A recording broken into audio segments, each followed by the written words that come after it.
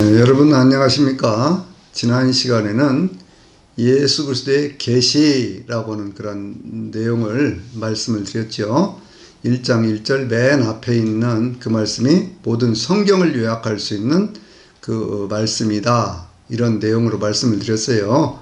오늘은 1장 1절 하반절부터 또 그 1장 2절에 있는 말씀을 중심으로 해서 함께 은혜를 나누도록 그렇게 하겠습니다. 1장 1절의 하반절에 있는 그 말씀은요, 하나님이 그에게 주사 반드시 속히 일어날 일들을 그 종들에게 보이시려고 그 천사를 그 종 요한에게 보내어 알게 하신 것이라 라고 말씀하고 있죠. 또 1장 2절에 있는 말씀은 요한은 하나님의 말씀과 예수 그리스도의 증거 곧 내가 본 것을 다 증언하였느니라, 이렇게 말씀을 하고 있거든요. 그러니까 이 모든 계시를 주신 분이 누구라는 거예요? 바로 그분이 하나님 아버지시다, 그런 얘기입니다. 요한계시록을 서론, 본론, 결론 이렇게 나누어서 또 생각을 해보면 맨 처음에 나오는 그런 말씀이 바로 이 1장 1절에서부터 8절까지에 있는 말씀을 서론으로 이렇게 볼 수가 있고요. 1장 9절에서부터 21장 7절까지 있는 그런 말씀을 그것을 이제 그 본론 그렇게 얘기를 할 수 있고, 8절에서부터 22장 8절에서부터 시작을 해서 21장 8절에서부터 시작을 해서 22장이죠. 22장 8절에서부터 시작을 해서 22장 21절까지 있는 이 말씀을 그것을 결론 그렇게 볼 수가 있거든요. 근데 이 서론에 있는 그런 말씀 속에서 하나님이 그에게 주사 그랬는데, 성경 자체에서 하나님이 어떤 분이냐라고 하는 것을 하나님 스스로 설명하는 내용이 1장 8절에 있는 말씀이거든요.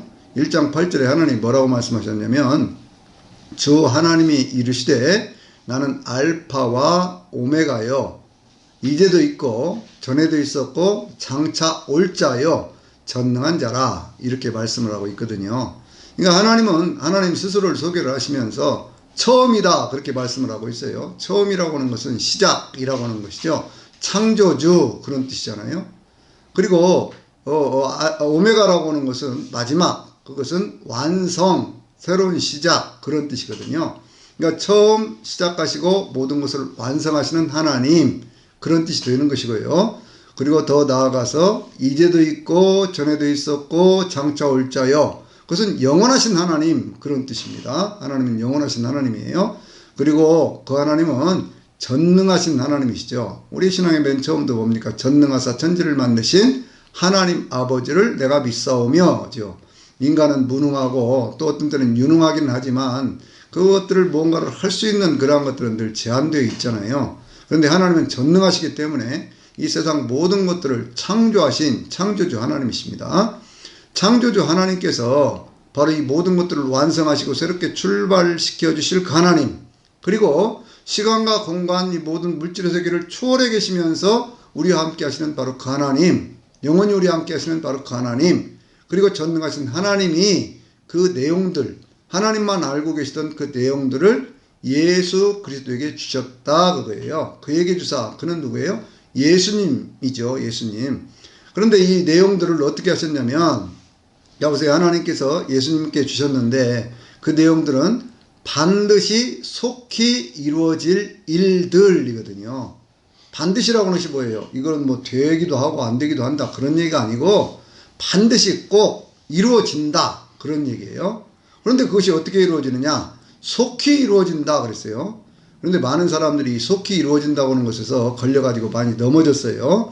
이 속히라고 하는 그러한 단어를 잘못 해석해서 그렇게 했습니다. 이 속히라고 하는 그러한 단어는 마지막 때가 되어서 그것이 이루어진다는 그런 것이 아니라 예수께서 이 복음의 말씀을 사도 요한을 통해서 주셨던 바로 그때로부터 이루어지는 그러한 말씀이라고 하는 거예요. 이 시간에 대한 그런 개념들을 생각해 볼 때, 예를 들면 그거 있잖아요. 태초에 하나님이 천지를 창조하셨다 그럴 때 태초라고 하는 그러한 시간은 in the beginning 그렇게 표현하잖아요.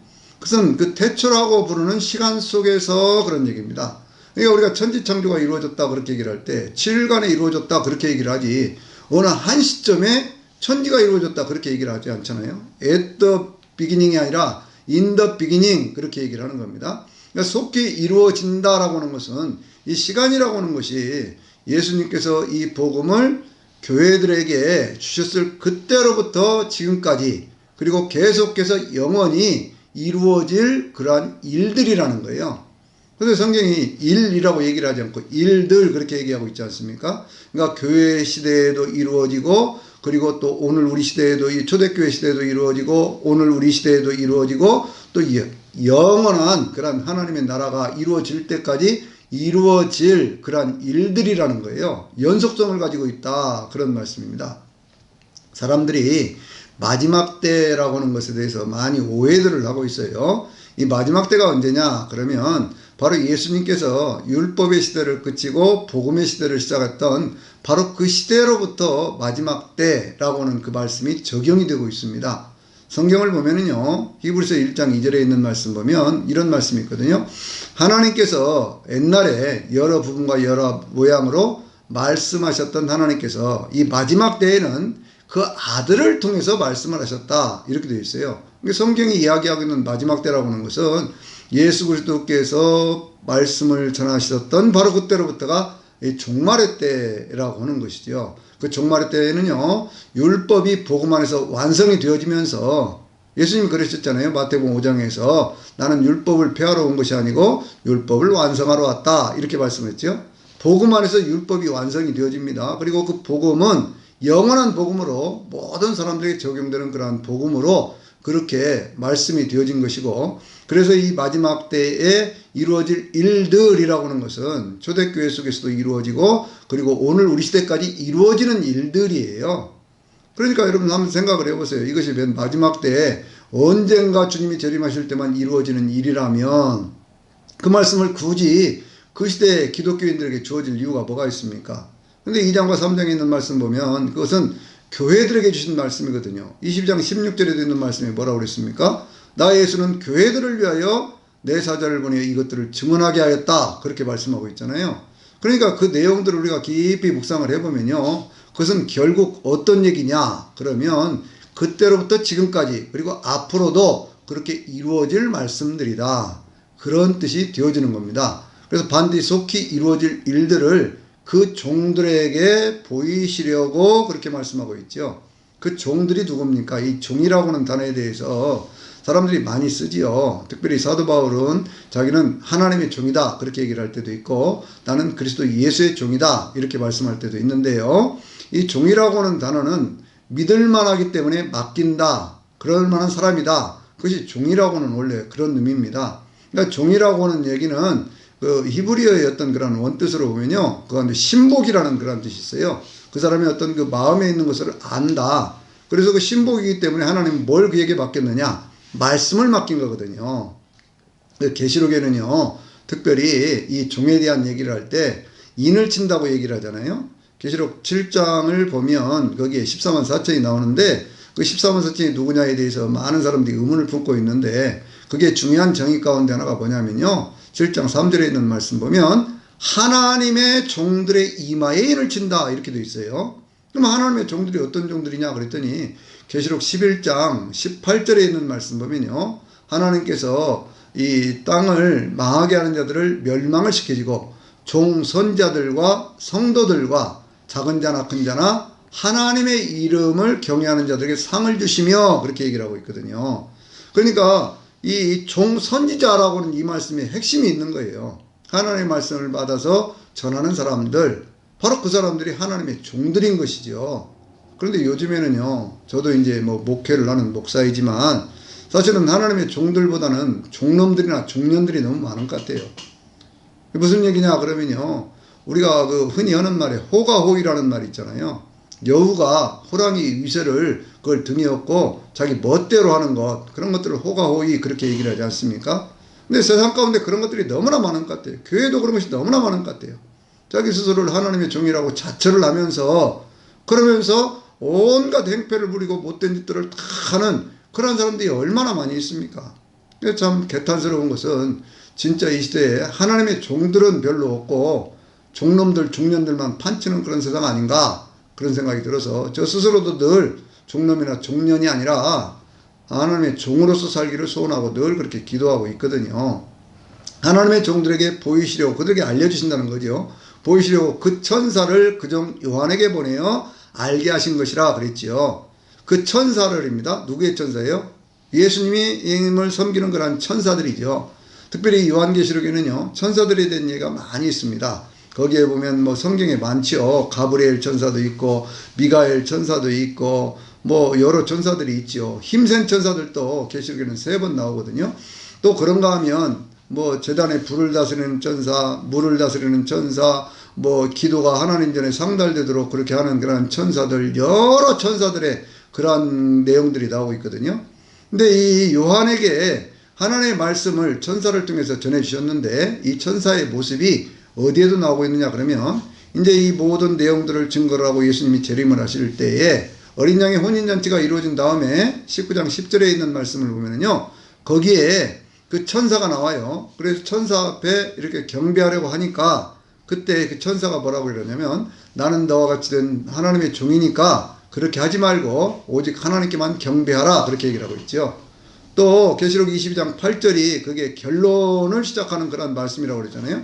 거기에도 보면 그 천사에게 그 요한이 경배하려고 그러니까 그 천사가 그렇게 얘기를 합니다. 나는 너와 함께 된 이 계시록에 있는 이 말씀들을 지키는 사람들과 함께 된 종이니 그렇게 하지 말고 오직 하나님께만 경배하라 이렇게 얘기를 하는 것이거든요. 그러니까 이 많은 천사들이 있다고 하는 거 이것을 우리는 영적인 존재들로 인정을 해야 됩니다. 그것이 성경이 우리에게 분명하게 보여주고 있는 것이거든요. 또 무엇을 얘기하고 있습니까? 이 말씀들을 어떻게 보여주셨다고요? 이 요한 사도에게 알게 하신 것이라고 그랬는데 이 알게 했다고는 그러한 말이 이 헬라어에는 세메이온이라는 그러한 단어예요. 표적, 사인이라고 하는 그러한 단어거든요. 그러면 이 표적이라고 하는 그러한 단어가 뭐냐 그러면 이것은 어떤 환상 가운데 계시록 그림과 같이 그렇게 보여주셨다 그런 얘기예요. 그림 언어로 보여주셨다 그런 얘기입니다. 그럼 이 표적이라고 하는 거 그것을 봤다 그렇게 얘기를 하는데 이 봤다고 하는 그러한 말씀이 계시록에 35번 나오거든요. 그러니까 이제 계시록에는 이 35번의 환상들이 그림과 같이 이렇게 쫙 보여지면서 그 보여지는 가운데 확실하게 이해할 수 있도록 그렇게 하기 위해서 보여주신 것이죠. 요한은 이 표적에 대한 얘기를 요한계시록 이전에도 요한복음에서도 하고 있거든요. 첫 번째 표적이 뭐라고 그랬어요? 가나의 혼인잔치에서 물이 포도주가 되는 그 사건을 그것을 얘기를 하고 있지요. 물이 포도주가 되는 그 사건을 통해서 새로운 시대가 시작되었다 그것을 보여주면서 이 첫 번째 표적을 보여주셨을 때 많은 제자들이 거기서 믿게 되었다 그렇게 얘기를 하지요. 표적의 의미가 뭐냐? 이 요한복음 20장 31절에 있는 말씀 보면은요, 거기 이렇게 얘기를 하고 있습니다. 요한 사도가 이 예수님께서는 많은 표적들을 보여주셨는데 또 많은 말씀들을 하셨는데 이러한 표적들만 이렇게 골라서 저희가 기록한 이유는 그것은 예수님께서 그리스도이신 것을 믿게 하고 또 예수님을 믿어서 영원한 생명을 얻도록 하기 위해서 이와 같은 것들을 기록했다 그렇게 말씀하고 있어요. 그러니까 이 계시록에 나타났던 그런 표적, 환상 뭐 이것들은 전부 그 목적이 있다는 거죠. 그것은 뭐냐? 예수님께서 그리스도이신 것을 믿게 하고 또 예수님을 통해서 영원한 생명을 얻도록 하기 위해서 보여주시는 것이다 그 얘기예요. 그러니까 부분적으로 어떤 것이 좀 어렵고 힘들고 뭐 이야기가 그렇다고 해서 그것이 도대체 무슨 의미냐 그것만 갖고 고민할 이유가 없어요. 전체 내용은 뭐냐면 예수님을 믿고 믿음을 가지고 살다 보면 세상을 이기면 반드시 하나님께서 영원한 천국으로 인도하신다고 하는 바로 그것을 우리에게 말씀하고 있는 거거든요. 그래서 이 계시록에 있는 이 말씀은 하나님이 예수님에게 주셨고 예수님은 천사를 통해서 요한 사도에게 주었고 요한 사도는 교회를 섬기고 있는 주의 종들에게 그 말씀을 주어서 그 말씀이 모든 성도들에게 전달될 수 있도록 이렇게 만들어주신 말씀이 바로 이 요한계시록이에요. 계시록은 절대로 닫힌 책이 아닙니다. 이 계시록은 열려있는 책이에요. 근데 이 말씀을 받은 사람이 누구냐? 요한 사도는요. 그것은 나 요한이다 이렇게 분명하게 선언을 하고 있어요. 나 요한은 하나님의 말씀과 예수 그리스도의 증거 곧 내가 본 것을 다 증언하였다 이렇게 얘기를 하고 있잖아요. 요한은 어떤 사람이냐 그러면 요즘에 어떤 사람들이 이 요한 사도가 사도 요한이 아니고 뭐 장로 요한이다 뭐 이런 얘기를 해갖고 사람들을 혼란에 빠뜨리는 그런 사람들이 있어요. 저는 참 이상한 것이요. 왜 교회에서 정통적으로 수시 많은 사람들이 믿음으로 고백하고 그렇게 알고 있는 그러한 내용들을 그것을 무슨 딴소리 하면은 조금 뭐 유명해집니까? 아니면 뭐 그것 때문에 좀 더 뭐 자기가 학식이 있는 것을 인정을 받습니까? 그거 아니거든요. 성도들의 믿음을 무너뜨리는 자꾸 그러한 시도들을 하는 그것이 대단히 참 무언가 잘못되었다 그런 생각을 하는 거예요. 그런데 이 사도 요한은 어떤 사람이냐 그러면 원래 그 고향이 가버나움이죠. 갈릴리 호수가 있는 그 가버나움이라는 동네, 예수님께서 주로 활동을 많이 하셨던 거기는 회당도 있었고요. 베드로의 집도 있었고 예수님께서 이 팔복산에 올라가서 복음을 전하던 산상순을 전하시던 그런 팔복산도 있는 그 지역이거든요. 나사렛은 산동네여서 거기서부터 쭉 아래쪽으로 내려오다 보면요. 거기에 만나는 동네가 갈릴리라고 하는 그런 호숫가고 거기에 가버나움인데 그 가버나움 호숫가에서 요한은 세베대라고 하는 어부의 아들로 태어났습니다. 그 형은 야고보지요. 그리고 예수님께서는 늘 어디를 다니시든지 간에 베드로, 야고보, 요한 이 세 사람은 늘 데리고 다녔지 않습니까? 요한 사도는 아주 어린 시절에 예수님을 만났습니다. 그래서 예수님의 사랑하시는 제자 이렇게 얘기를 하고 있죠. 예수님을 십자가에 못 박을 때 그때 다른 제자들은 다 도망을 갔어요. 베드로만 하더라도 새벽달 2번 울기 전에 그때 예수님을 3번씩이나 부인했던 거 아닙니까? 그런데 요한 사도는요 바로 거기까지 예수님의 십자가 바로 거기까지 가서 거기에서 예수님께서 자기 어머니 마리아를 부탁을 할 때 그때 그 마리아를 그때부터 모시기 시작해서 평생을 마리아를 자기 어머니처럼 모셨던 그런 예수님이 사랑하시던 그런 제자였습니다. 이 사도 요한은요, 그 65년부터 그 100년까지 에베소 교회를 섬겼거든요. 에베소 교회는 언제 세워졌느냐 그러면 사도 바울이 3차 선교 여행을 다닐 때 그때 교회가 세워졌습니다. 이 사도 바울은 3번의 선교 여행을 다닌 것으로 그리고 이제 뭐 사도행전이 지나고 나면 그 다음에 또 4차 선교 여행을 가는 그런 내용이 있는데 하여튼 사도행전에는 3차 선교여행을 다니는 것으로 이렇게 되어 있지 않습니까? 예수님께서 26년에서 29년까지 사역을 하셨고 그리고 부활 승천하신 다음에 그 다음에 35년도에 바울이 예수님을 다메섹으로 가는 그 길에서 예수님을 만났습니다. 그러고 난 뒤에요 45년도가 되었을 때에 그때 바나바와 함께 바로 그 에베소 교회를 함께 섬기면서 많은 사람들이 그리스도인으로 비로소 부름을 받고 그렇게 되는 그때 그 일이 생겼었거든요. 그때 성령께서 바나바와 바울을 선교사로 파송해라 그렇게 말씀을 하셔서 교회가 그들에게 안수를 하고 그들을 선교사로 파송을 했습니다.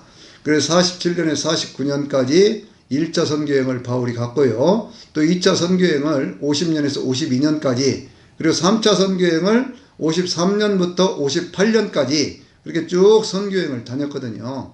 그 선교여행을 다니면서 3차 선교여행 때에 바로 에베소라고 하는 그러한 지역에 아볼로라고 하는 사람을 통해서 복음을 전해받았으나 아직 교회로서는 공동체가 형성되지 않았던 그 에베소 지역에 가서 복음을 전하면서 그들에게 안수했을 때에 성령께서 그들 가운데 역사를 하십니다. 그래가지고 그들이요 성령을 받고 방언이 터지고 그러면서 교회가 세워지고 거기에 두란노 세원이 세워지면서 3년간 사도 바울이 참 복음사역을 열심히 했지요.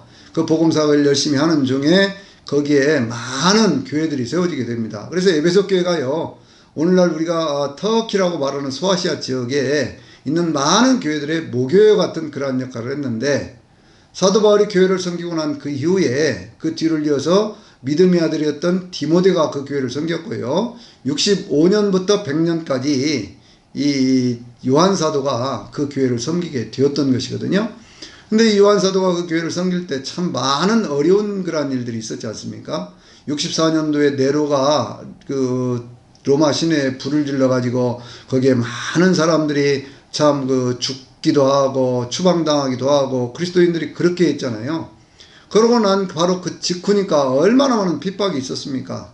그때 67년 그때 사도 바울이 그때 순교를 당하고 또 68년도에는 베드로가 순교를 당하는 그러한 아주 고난 가운데 있었던 그러한 교회였었어요. 그런데 그러한 교회들을 묵묵히 그렇게 섬겨가면서 35년이라는 교회를 세워가는데, 그런데 그 가운데 95년, 96년이 되었을 때에 도미티안이라고 하는 사람에 의해서, 그 사람이 이제 81년도에 로마의 황제가 되면서 84년도부터 기독교인들을 박해를 하기 시작했거든요.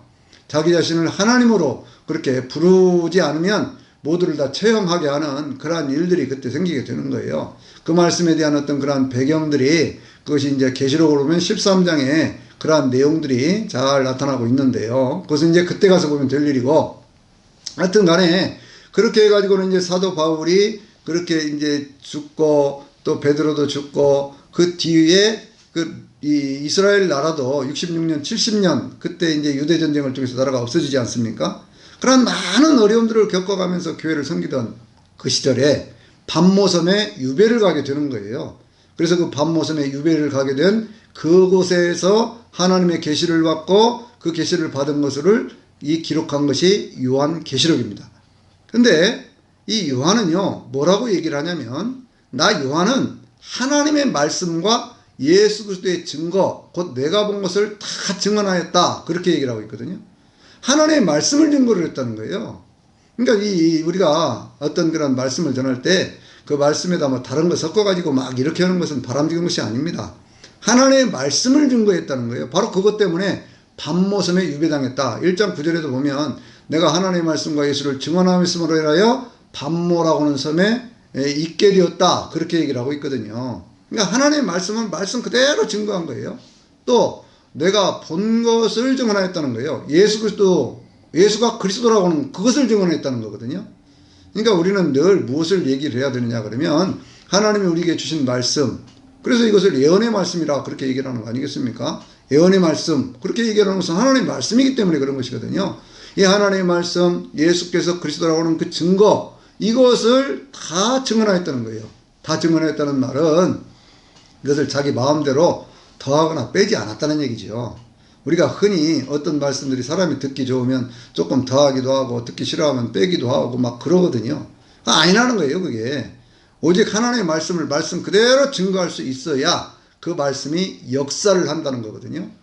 데살로니가전서 2장 13절에 있는 말씀 보면 사도 바울이 이런 말씀을 하고 있습니다. 데살로니가 교회에 교인들에게 말씀을 전할 때에 너희가 이 말씀을 받을 때 사람의 말로 받지 아니하고 하나님의 말씀으로 받음이니 진실로 그러하다. 이 말씀이 믿는 자들 가운데서 역사하느니라 그랬어요. 그러니까 하나님의 말씀을 증거를 하고 예수가 그리스도라는 그것을 증거를 할 때 그것이 구원의 역사를 이루어가는 것이거든요. 그러니까 바로 그것을 우리는 깊이 명심을 하고 늘 말씀을 전할 때마다 우리가 본 것을 증거를 해야 되는데, 예수 그리스도의 증거, 이것이 뭘까요? 그것은 뭐냐면 계시록 19장 10절에 있는 말씀 보면 예수의 증거는 대언의 영이다 그랬어요. 성령님의 역사라는 거죠. 그러니까 오늘 우리가 세상을 살아가는데 정말 중요한 건 뭐냐면 하나님의 말씀, 성령의 역사, 바로 그것이 우리의 신앙의 핵심이 되어야 한다는 거예요.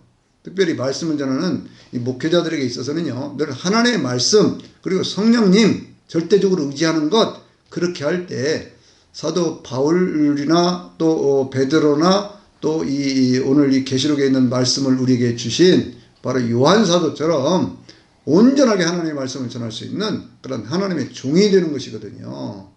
그러니까 우리가 늘 이와 같은 것들을 생각을 하면서 하나님께로부터 받은 그 말씀을 말씀 그대로 받아서 그 말씀을 증거하고 또 그 말씀대로 살아서 하나님의 은혜가 저나 여러분에게 넘쳐날 수 있게 되시기를 바랍니다. 아멘.